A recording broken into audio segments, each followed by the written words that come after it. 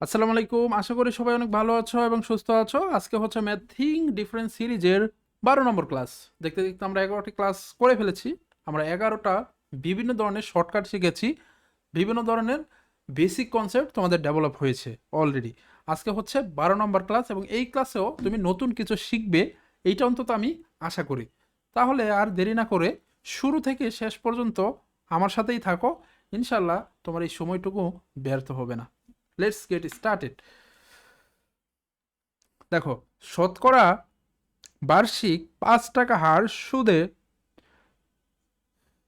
7,000 টাকায় 5 বছরের মোট সুদ কত টাকা? আচ্ছা, এটার একটা সূত্র আছে, দেখি সূত্রটা কি। সূত্রটা আমি মাঝে মাঝে ভুলে যাই।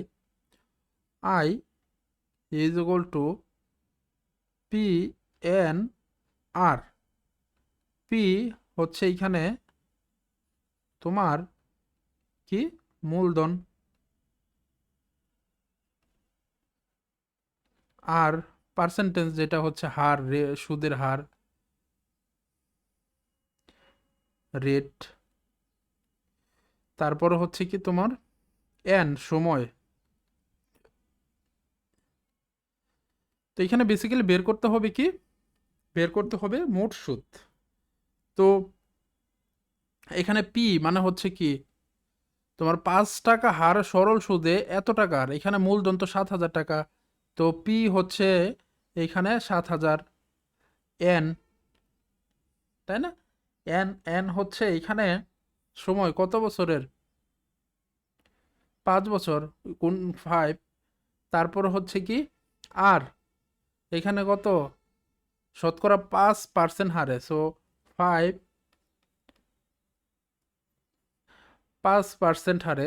সো 5/100। ঠিক আছে, এটা সূত্র অনুযায়ী। এখন আমি কি এই শূন্য শূন্য, এই শূন্য শূন্য কাটি, তো 5 5 কত, 25। সো 25 ইন্টু হচ্ছে থাকতেছে কত, 7। 5 7 35-এর 5, হাতে থাকলো কত, 3।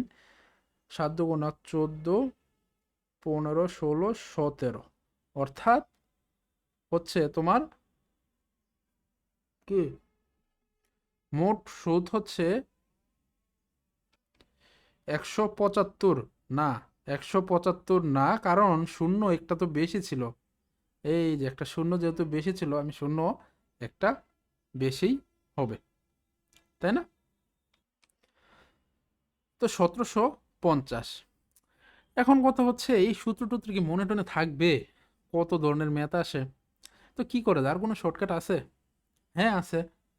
যদি তোমার এরকম সুদ বের করতে বলে, তখন তুমি কি করবা, আস্তে করে পিছন থেকে এই দুইটা শূন্য বাদ দিয়ে দিবা। তারপরে কি করবা জানো, মূলধন থেকে দুইটা শূন্য বাদ দিয়ে দিবা। এরপরে হচ্ছে ওগুলো সবগুলো গুণ করে দিবা, 5, তারপর 70 × 5। এই যে গুণ করো, গুণ করলে তুমি পাবা 1750। তাহলে দেখো, তোমার আর আলাদা করে কোনো কি লাগে নাই, মানে এক্সট্রা কোনো পেজ লাগে নাই, এক্সট্রা কোনো কলমের কালি ইউজ করতে হয় নাই। জাস্ট চট করে 10 থেকে 15 সেকেন্ডের মধ্যে তুমি সলভ করে ফেলতে পারবে। তো এটা যদি হয়, তাহলে এটা কি হবে অ্যান্সার?